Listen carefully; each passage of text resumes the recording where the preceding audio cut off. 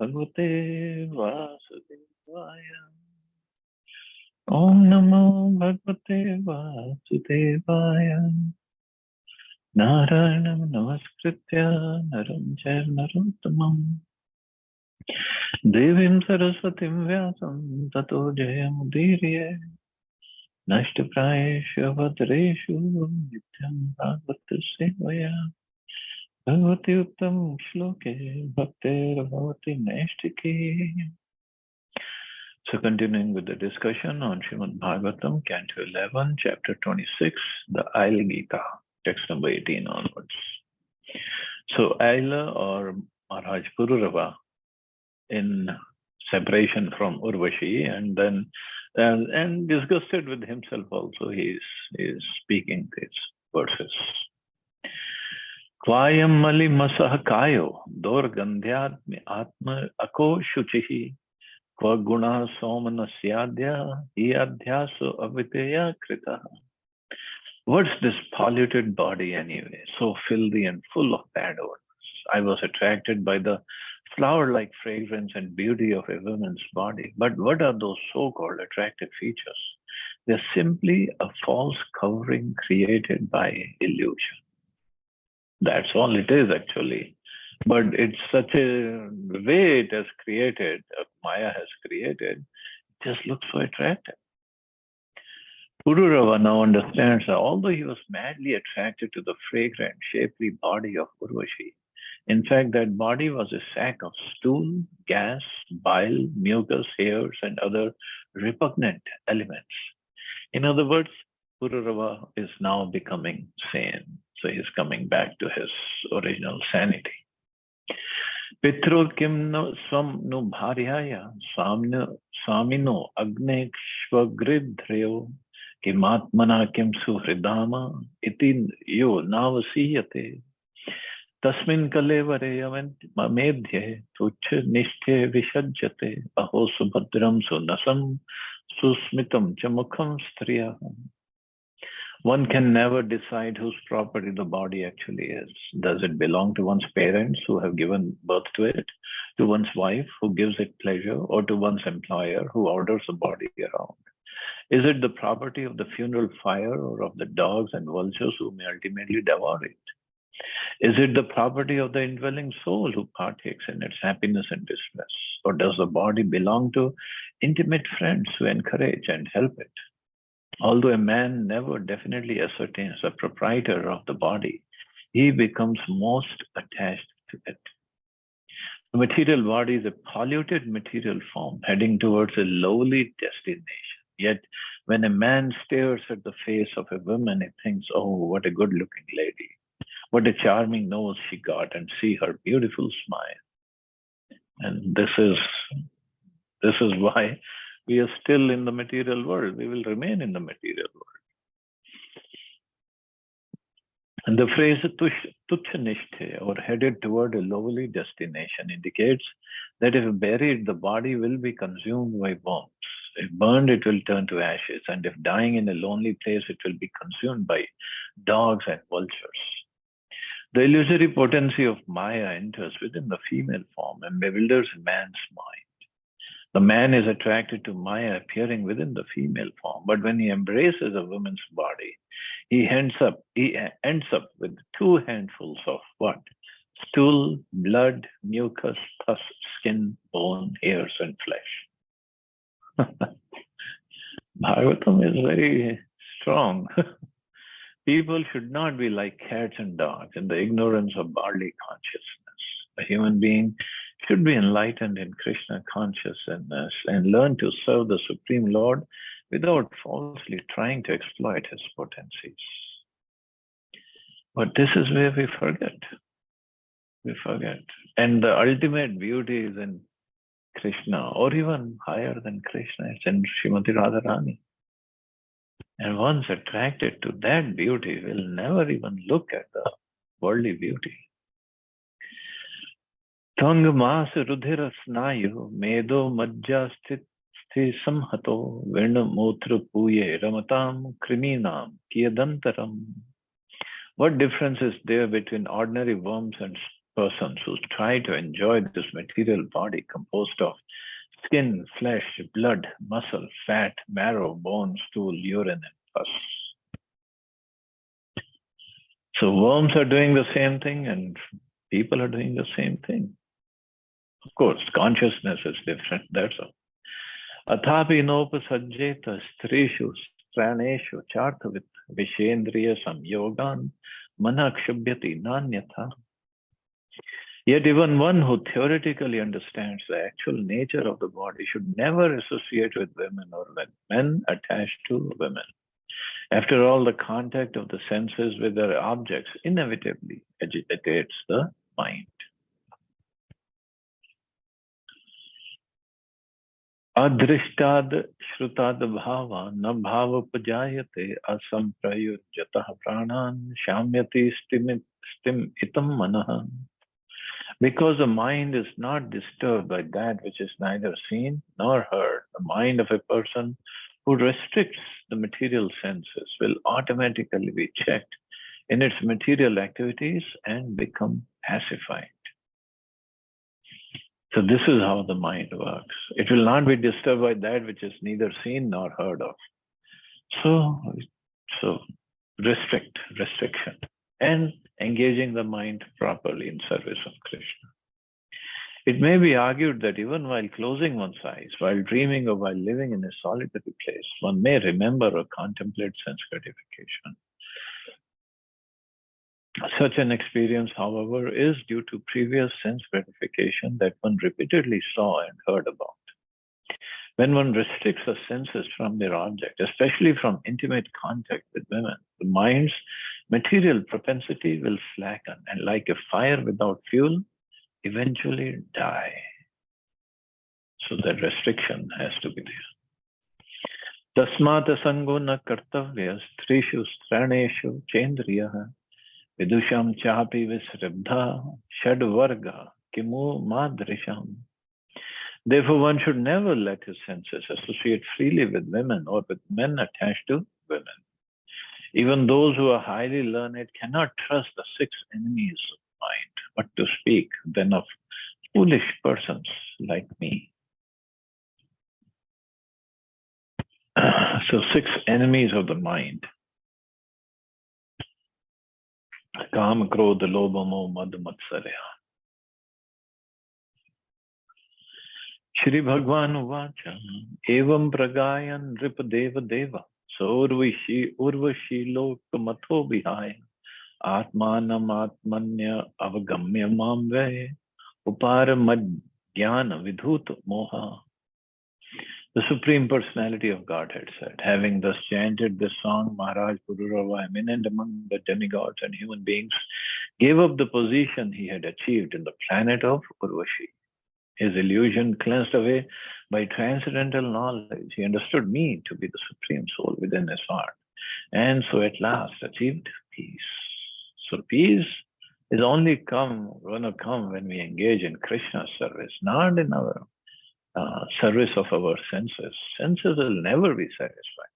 And Krishna is satisfied with what? He's a patram pusham phalam to him. Just give me this with love. I accept it. Tato du sangam utsrijya satsu sajjet buddhimana santa evasya chindanti manovyasang muktibhi. An intelligent person should therefore reject all bad association and instead take up the association of saintly devotees, whose words cut off the excessive attachment of one's mind. So this is a job of sadhu, saintly devotees. They cut our association with the material mind, material world. They cut by their instructions. This is sadhu. That's why, earlier we have studied how sannyasi should behave. When they go to any householder's place to beg for charity, for some food or something, they don't just come out without giving instructions to the householders. So basically, they go to the householders' homes to give instructions how to live spiritually. That's the whole idea of the sadhus. Santo andapeksha machitta prashanta samadarshi nirmama nirahankara nirdundva nishparigraha. My devotees fix their minds on me and do not depend upon anything material. They're always peaceful, endowed with equal vision, and free from possessiveness, false ego, duality, and greed. So this is quality. These are the qualities of devotee. Teshu nityam mahabhageshu matakatha sambhavanti hita nranam jushatam prapunnantyagam dantyagam. Oh, greatly fortunate Uddhav, in the association of such saintly devotees, there is constant discussion of me. And thus partaking in this chanting and hearing of my glories are certainly purified of all sins. So even if one does not receive direct instructions from a pure devotee, simply by hearing him glorify the Supreme Personality of Godhead, one can be purified of all sinful reactions caused by one's involvement in illusion. So even if you don't directly receive instructions, but just by hearing them, glorifying Krishna, chanting Krishna's name, one can get purified. Taye shanvanti gayanti hi anumodanti chadrika matpara shradadhanascha bhaktim vindanti te mai. Whoever hears, chants, and respectfully takes to heart these topics about me becomes faithfully dedicated to me and thus achieves my devotion service. The one who hears from advanced devotees of Lord Krishna can be saved from the ocean of material existence. When one obeys the order of a bona fide spiritual master, the polluted workings of the mind are checked. One sees things in a new spiritual light, and there blossoms the propensity for selfless loving service to the Lord, which gives the fruit of love of Godhead. So that is why the association, sadhu sangha sarva shastra ke, love matra sadhu sangha sarva siddhi. Love matra means 1/14th of a second. Even if that much association one has with the sadhu means pure devotee of the Lord.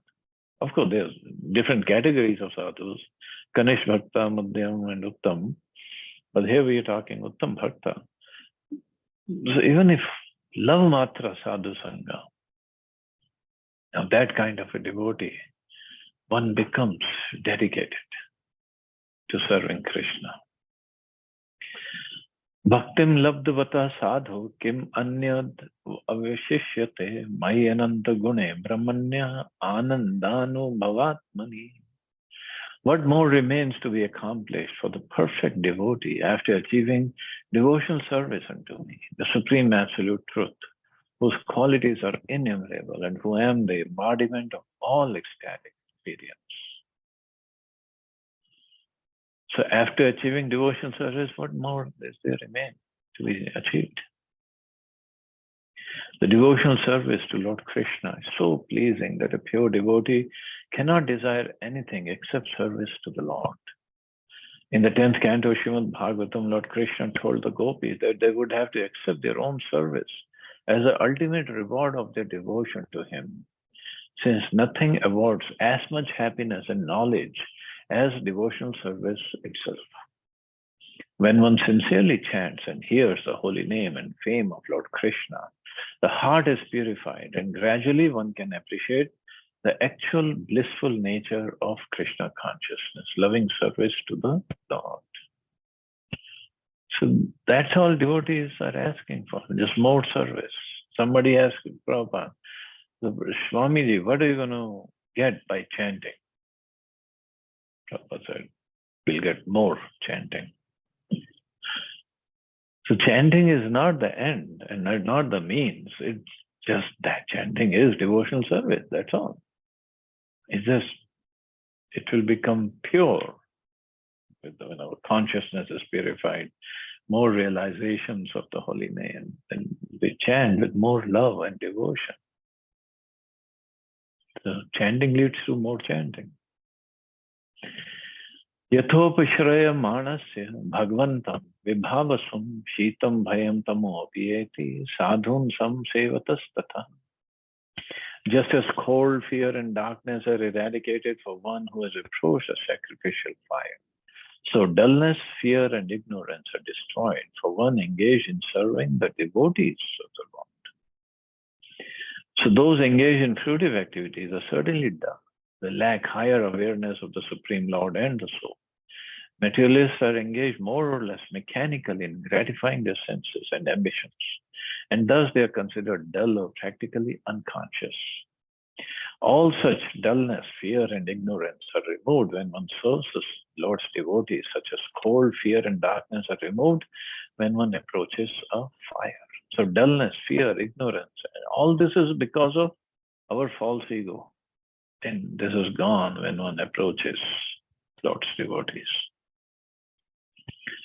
Nimajjayonmajattam ghore bhavabdho paramayanam santo brahmavida shanta nor dridevapsu majjatam. The devotees of the Lord, perfect, peacefully fixed in absolute knowledge, are the ultimate shelter for those who are repeatedly rising and falling within the fearful ocean of material life. Such devotees are just like a strong boat that comes to rescue persons who are at the point of drowning. So such devotees are like a strong boat that comes to rescue persons who are at the point of drowning in this Bhavasagar. And we are just drowning.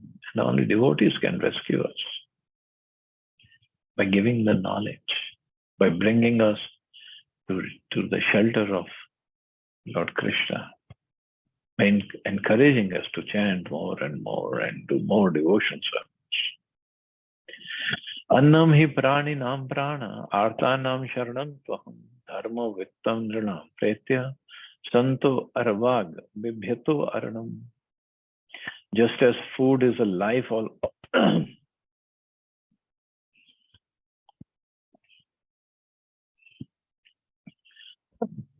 just as food is a life of all creatures, just as I am the ultimate shelter for the distressed. And just as religion is the wealth of those who are passing away from this world. So my devotees are the only refuge of persons fearful of falling into a miserable condition of life. So those fearful of being dragged down by material lust and anger should take shelter of the lotus feet of the Lord's devotees, who can engage one safely in the Lord's loving service. So we have a chance on not falling back into the material world, or even if we fall back or take birth again, at least we have taken shelter of Lord Krishna's lotus feet, so that position continues. Santo dikhanti chaksunsi bahir adaka samutita devata bandhava santa atma hameva cha. My devotees bestow divine eyes, whereas the sun allows only external sight, and that only when it is risen in the sky. My devotees are one's real worshipable deities and real family. They are one's own self, and ultimately they're non-different from me. So this is how Krishna treats or puts his devotees in the right place. He says they are non-different from me and they are the real worshipable deities. Because they engage materialistic people in the service of Krishna.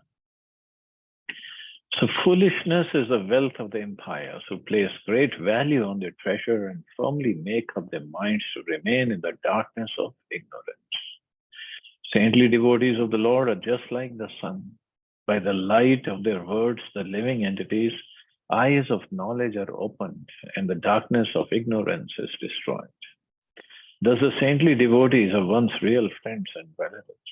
They are the proper recipients of service, not the gross material body, which merely clamors for sense gratification. So the devotees, always the devotees, are one's real friends and relatives. Vatsenas tato api evam urvashya loka nishpriha mukta sango mahimetam atma rama shacharaha. Thus, losing his desire to be on the same planet as Urvashi, Maharaj Pururava began to wander the earth free of all material association and completely satisfied within the self. So this stage comes in different people's lives in different ways, but somehow or other he was very fortunate that he gave up all these nonsense associations and he came into the right realization.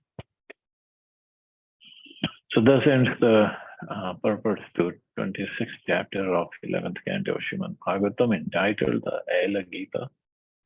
So tomorrow we'll start the new chapter, chapter 27, Lord Krishna's instructions on the process of deity worship.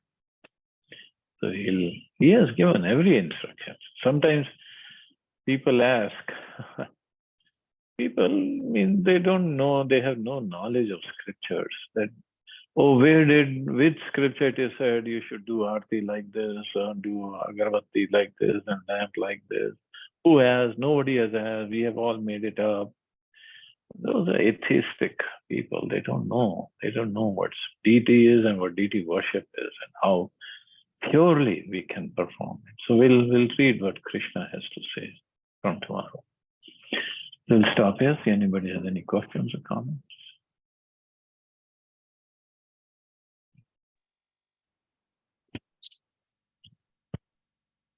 Prabhuji, in today's world, we hardly see sadhus coming and preaching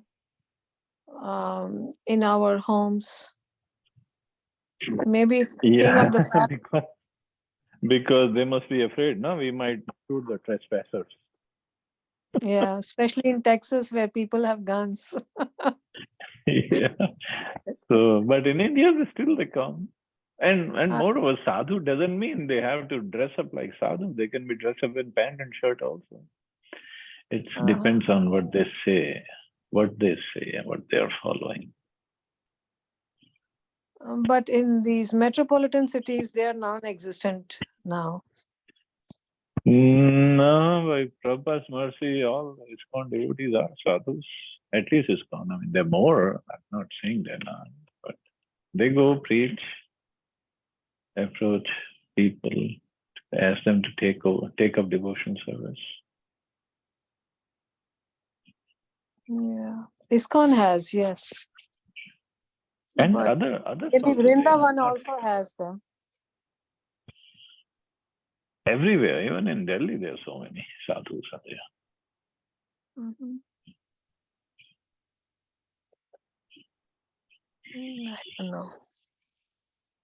Okay, chalo, we'll stop here. You all have a safe and wonderful day. Hare Krishna. Jai Srila Prabhupada.